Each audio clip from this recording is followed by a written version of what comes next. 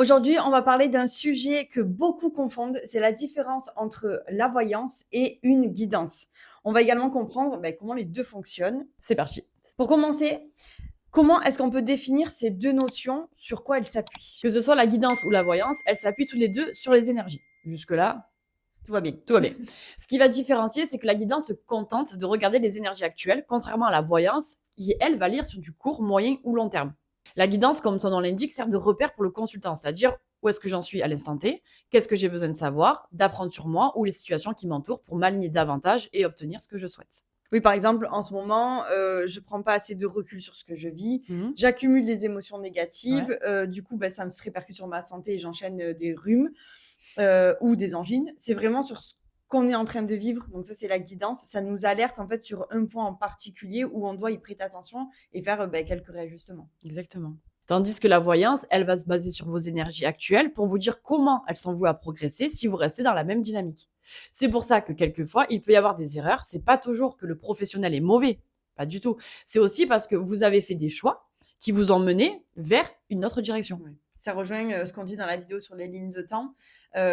Si vous voulez tout comprendre, n'hésitez pas à la visionner d'ailleurs pour voir comment ça fonctionne. C'est très intéressant. Et ça permet de voir aussi comment tous nos choix affectent la trajectoire de notre vie. Oui, et ça vous aidera aussi à comprendre comment parvenir à avoir ce que vous souhaitez. Donc, vous l'avez compris, la guidance, comme son nom l'indique, sert vraiment de guide, de lumière pour éclairer votre chemin, que vous soyez dans une période de doute où il n'y a que des expériences négatives qui s'accumulent. Ça vous permet vraiment de comprendre pourquoi vous vivez telle ou telle situation et surtout, ça vous donne les clés pour en sortir, vous réaligner et vous sentir mieux. Est-ce que les 2 sont liés? Par exemple, j'obtiens une guidance et ensuite je vais voir une voyante. Ça va donner quoi?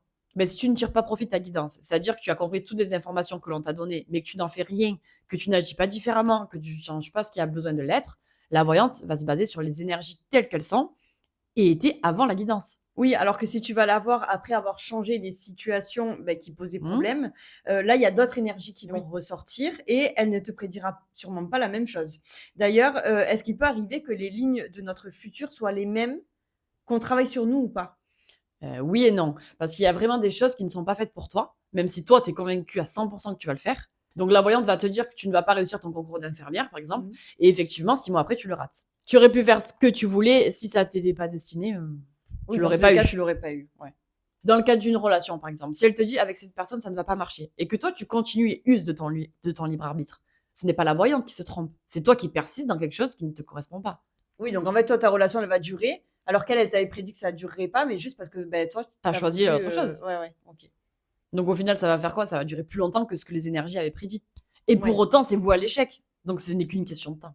Donc elle a raison, c'est juste C'est juste que que ça ça a va prendre beaucoup. prolongé, Autant elle t'a dit, eh ben, je te vois célibataire dans 6 mois, mmh. tu vas user ton libre arbitre, tu vas être célibataire dans 2 ans. Ouais, mais tu seras célibataire Mais dans tu tous les seras cas. célibataire. Et est-ce qu'un médium est capable d'effectuer une guidance et une séance de voyance? Ben, bien sûr, c'est même la base d'un médium. Du moment que tu reçois des infos du monde subtil, tu sais le passé, le présent et le futur. Mmh. Après, ça dépend uniquement du médium et de ce qu'il décide de faire de ses capacités. Nous, par exemple, on est beaucoup plus dans guidance, mais il nous arrive très souvent de faire des prédictions sur les questions précises que nous posent nos clients. Ouais, C'est ouais, c'est vrai. simplement que nous, on ne veut pas se spécialiser dans Mmh. ça et que ça ne fait pas partie de notre mission de vie déjà. Mais si on le veut, on pourrait le faire, bien évidemment. Et comment on fait pour reconnaître, un bon médium, que ce soit pour une guidance ou de la voyance? Alors, dans les deux cas, un médium a des précisions sur ta vie. Que ce soit des événements marquants durant ton enfance, des situations actuelles, il sait qui est en face de lui et ce que la personne a vécu dans les grandes lignes. Déjà, c'est un premier indice. Si quand il te parle, il te donne beaucoup de généralités, qu'il ne rentre pas en détail, c'est qu'il n'est pas sûr de lui et que ses connexions sont un peu bancales, s'il en a. Ensuite, tu peux aussi reconnaître un bon médium à la façon dont tu vas recevoir les informations, c'est-à-dire si c'est en canalisation pure.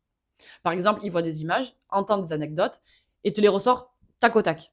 Il peut difficilement faire semblant. Enfin, tu peux Oui, oui, pas. après tu peux pas inventer la Non. vie des gens que tu connais pas. S'il tire les cartes, il doit être en capacité d'apporter d'autres informations que les textes écrits sur les cartes. Et là, ça peut être très flagrant parce que si on prend l'exemple de TikTok où les médiums ne font pas de tirage mais attendent que les cartes sautent du paquet pour Ouais. vous donner une réponse, si elles ne sont pas bonnes, elles ne vont pas connecter les cartes entre elles. Ah oui, si les cartes elles sautent et que tu les prends une par une, tu comprends pas le message. Elles vont les lire à la Ouais. suite et le message peut être complètement faussé. Mmh. Oui, parce qu'en plus, quand les cartes, sautent comme ça, il peut y avoir du positif, du négatif. Ouais, du Si neutre, tu sais pas les mettre dans l'ordre, si tu as pas plus d'infos qui te viennent, bah, c'est c'est sûr et certain que ta réponse, elle sera à fausse et l'opposé. que tu seras pas du tout, Mm. dans le bon. C'est pour ça que c'est un gros indice. Puis beaucoup de médiums se servent des cartes pour avoir un outil entre les mains. Ça leur permet de mieux capter les informations qu'on lui donne. Mais dans ce cas, elle est censée rajouter des infos, des contextes, des précisions. Si elle se revendique médium et qu'elle se contente de lire les cartes, garde ton argent, achète un oracle et tu le fais chez toi. Ça revient au même. On va pas payer, quoi. Et ça te coûtera beaucoup moins cher au final. Et du coup, je suppose que c'est la même chose pour la guidance. Ben oui, si un médium qui te fait une guidance, il doit être en mesure de te donner des détails sur ta situation actuelle. Il suffit pas de dire « je vois que tu es fatigué en ce moment, tu dois lâcher prise ». Il faut préciser dans quel domaine ou qu'est-ce qui mérite d'être approfondi. Est-ce qu'il y a des événements du passé qui bloquent, etc. Oui, On va de faire plus quelque chose profond. d'approfondi. On fait pas juste une analyse, on va en profondeur. Et surtout, on donne des conseils pour arriver à ces sources. Oui, parce que faire un état C'est des lieux, ça important. sert un peu à rien. Oh, t'es pas bien en ce moment. Ouais, c'est chaud. Allez, hein. merci. Allez, au revoir. Du coup, si on veut faire un point sur notre vie à l'instant T, sans forcément vouloir connaître l'avenir, mais plus dans une démarche de travail sur soi, de bien-être, il est préférable de faire une guidance. Oui, là, à ce moment-là, il vaut mieux faire une guidance. Et dans l'autre cas où tu veux avoir un projet bien précis, où tu veux savoir la nature d'une relation, là, il vaut mieux consulter une voyante. Oui, tout ce qui concerne le futur, l'avenir, l'évolution de quelque chose, c'est la voyance. Et ce qui concerne ton état actuel, c'est la guidance. Exactement. Tout simplement.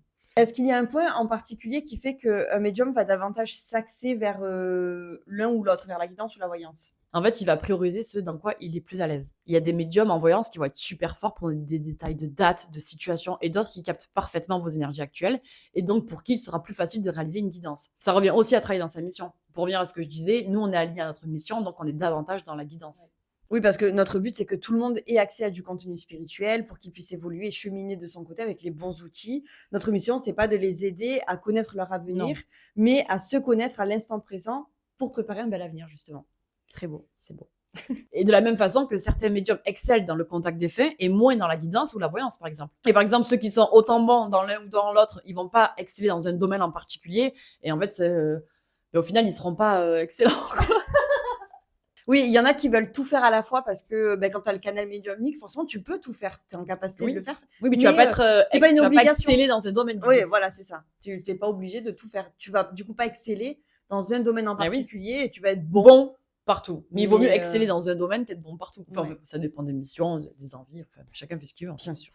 C'est pour ça qu'en fait, on nous demande, nous, souvent, si on fait de la voyance, vu qu'on est médium, on doit faire de la voyance. Mais en fait, carrément pas. Ça n'a rien à voir. On pourrait le faire, mais ce n'est absolument pas notre domaine de prédilection, d'ailleurs. Et on n'a pas envie de l'exploiter davantage, en fait. Ouais, en plus. Ouais. Parce qu'en fait, ça ne nous servirait pas dans une mission. Non. Du coup, on s'en sert à titre perso. Mais. Il y a encore pas. Et encore, on travaille pas nos capacités, ouais. on développe pas nos capacités, on les travaille pas. C'est vraiment pas un truc qu'on expérimente. Autant on adore découvrir plein de choses, mais ça, c'est vraiment pas un truc qu'on non. expérimente. On a eu des mauvaises expériences quand on était jeune. Ouais, je pense. Avec les cartes, avec le tarot de Marseille. Et c'est vrai que ça nous a un peu coupé. Et puis, en fait, connaître l'avenir, déjà, il faut se connaître soi à présent, savoir où on va. Oui, puis après, il n'y a plus de. Non, c'est bien. Il n'y a plus de suspense. Voilà. Et comme on dit, chacun son métier. Exactement. Et c'est un peu comme en médecine. Tout le monde va dans le cursus initial pour faire médecine. Mais oui, après, chacun prend chacun se diversifie branche. et prend une spécificité. C'est exactement pareil. Tout le monde est médium, et après, chacun prend une branche qui lui correspond. Et dans laquelle il est plus à l'aise et qui meilleur. peut plus s'épanouir. Voilà, un magnifique exemple pour clôturer cette vidéo. On espère en tout cas que c'est plus clair pour ceux pour qui c'était un peu confus jusqu'à présent. On vous souhaite une belle semaine et on n'oublie pas de s'abonner, de liker, de commenter toujours pareil. et de partager nos vidéos. Prenez soin de vous et on vous souhaite une belle semaine.